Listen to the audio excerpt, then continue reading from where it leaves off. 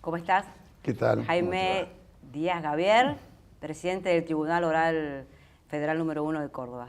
Muchas gracias por acercarte a este ciclo de diálogos nacionales. No, al contrario, gracias a ustedes. Generalmente se dice que en la familia los hijos llevan adelante las profesiones de los padres. En tu caso, tu padre, tu abuelo y tu bisabuelo fueron abogados. Sí, así es, efectivamente. Mi bisabuelo paterno fue Juan Vialé Macé. Bueno, fue un personaje histórico, creo que es un prócer cordobés, realmente de mucha significación.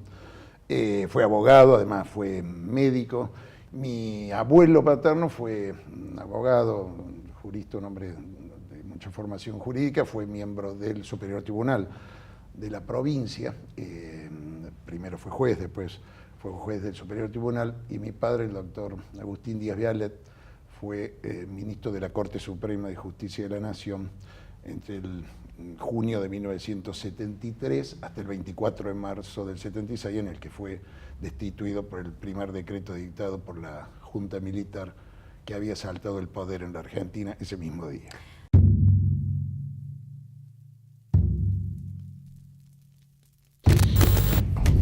Declarar a Luciano Benjamín Menéndez, ya afiliado, coautor mediato penalmente responsable de los delitos de privación ilegítima de la libertad calificada e imponerle en tal carácter para su tratamiento penitenciario la pena de prisión perpetua en una unidad carcelaria dependiente del Servicio Penitenciario de la provincia de Córdoba. En esta última causa, que llevó casi 4 años, la mega causa de La Perla, ¿es distinta de las otras? ¿Tiene algo que vos puedas decir diferente de los otros juicios? No, yo diría solamente en lo cuantitativo. Ciertamente fue una causa enorme por la cantidad de víctimas, por la cantidad de imputados, y efectivamente nos llevó, como bien dices, casi 4 años, 3 años y 8 meses de intenso trámite semanal de 3 días por semana, con audiencias mañana y tarde, pero en realidad no difirió de las otras en la temática, yo diría, en la consideración del contexto histórico.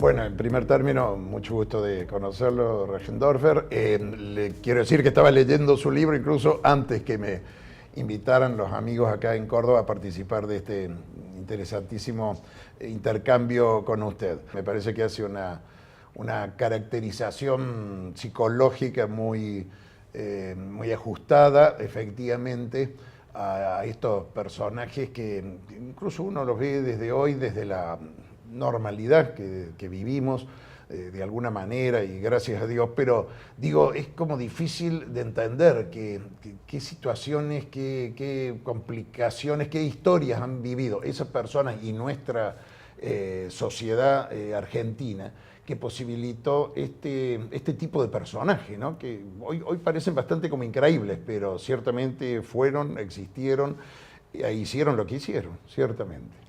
Sí, la traición es una figura universal, una figura universal que de algún modo atraviesa la historia de la humanidad como un fantasma apenas disimulado.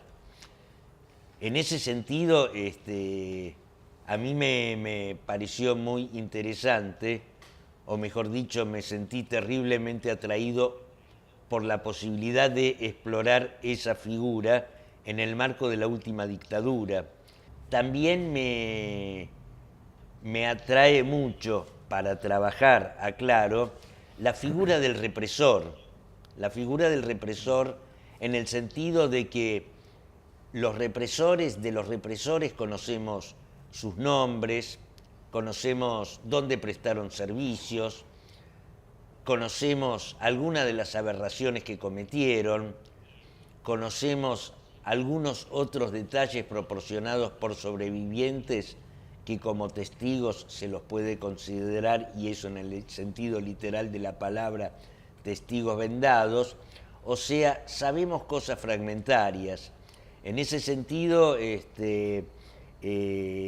uno de mis anhelos era explorar también esos personajes. En ese sentido, me gustaría saber su opinión al respecto, puesto que usted es una persona que por sus tareas judiciales estuvo sentado, en el caso del último juicio de La Perla, años enteros frente a esos sujetos. Me parece que la gente que llevó adelante la represión, que es la que alguna de ellas es la que hemos estado juzgando hasta hace muy poco en Córdoba en la causa de La Perla,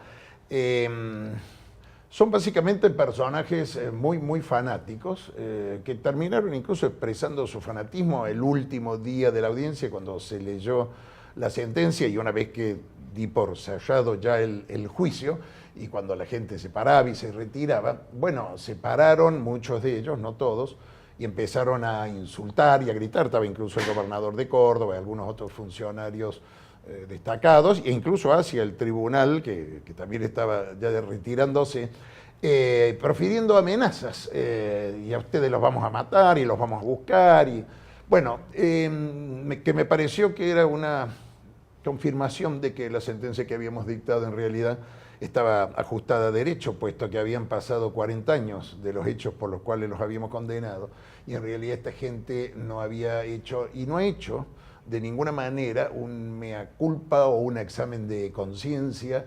Es decir, yo creo que hay un extraordinario fanatismo que incluso ha llevado, fíjese, en dos de los juicios que tuvimos en Córdoba, muy poco antes de iniciarse, en uno de los imputados, uno y otro de los imputados se suicidó, porque creo que prefirieron quitarse la vida a romper con pactos de silencio. Entrevisté a muchos represores, por ejemplo al mayor Españadero, al exministro del Interior de Videla, Albano Jardindegui, y lo más monstruoso que me pareció de esa gente es que no eran precisamente monstruos con garras, sino que hasta parecían personas normales. Uh-huh. En ese sentido, cada uno de ellos encarnaba lo que Hannah Arendt llamaba la banalidad del mal. O sea, eran tipos que después de torturar volvían a su casa como de cualquier trabajo, acariciaban a sus hijos, le daban un beso a su mujer y se iban a dormir para volver a torturar. Digamos, yo a veces viajo en colectivo, estoy en la calle o estoy en algún bar y miro a mi alrededor y me pregunto cuántas de estas gentes normales serían capaces de hacer algo así en una circunstancia semejante. Es un tema que tiene que ver, creo, con la condición humana. Porque seguramente desde la perspectiva de ellos creen que no han cometido ninguna crueldad ni ningún daño, ni han violado la ley, están persuadidos de que salvaron al país del inmundo trapo rojo, y que su lucha estaba absolutamente justificada, y encontraron en sectores importantes de la jerarquía eclesiástica, desde luego en los capellanes militares, la justificación hasta religiosa. La figura del capellán como apoyo psicológico de estos hombres que destinados a cometer aberraciones en nombre de una guerra. Acá sí hubo una guerra, fue contra la sociedad civil. Era en realidad una limpieza social y política para aplicar un determinado plan económico. Pero estos sujetos, es decir, sus ejecutores, estaban convencidísimos de que participaban de una guerra, y supongo que en eso reside el fanatismo al que usted alude, el fanatismo al que seguían haciendo gala cuando escuchaban sus sentencias. La verdad que uno Uno se quedaría escuchando horas este diálogo entre ustedes dos, riquísimo por cierto. Pero bueno, me parece que vamos a cerrar aquí este diálogo. Te agradezco, Ricardo, este tiempo que nos otorgaste a Diálogos Nacionales. Desde Córdoba te saludamos. Yo los saludo también y les mando un enorme abrazo. Fue un placer haber hablado con el doctor. Igualmente para mí, muchísimo gusto de haberlo conocido, aunque sea por este medio Regendorfer, y espero que podamos encontrarnos en alguna otra oportunidad. Muchísimo gusto.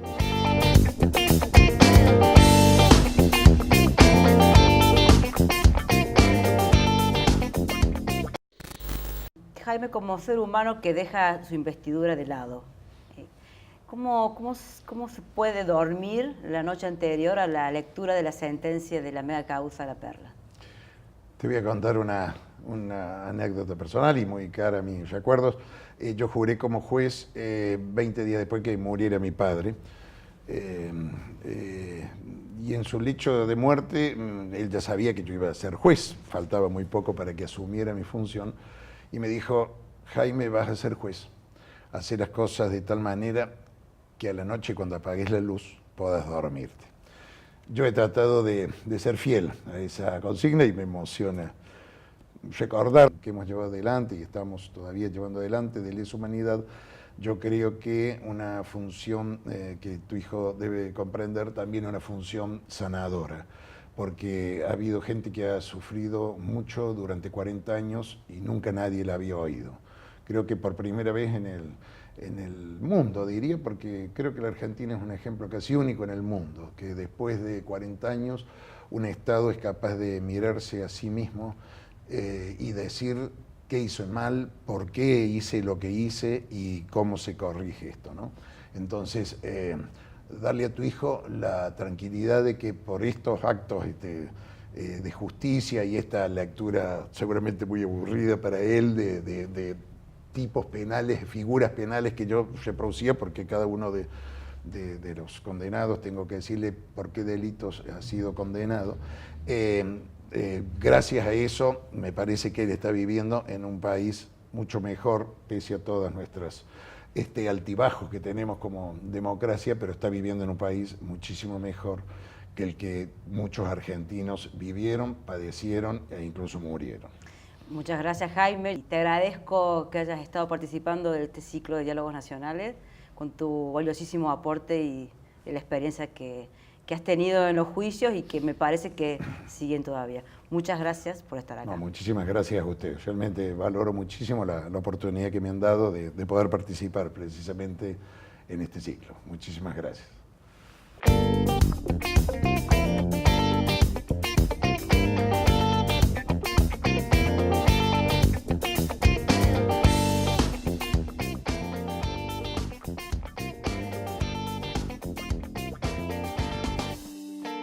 Bueno. ¿Qué ves?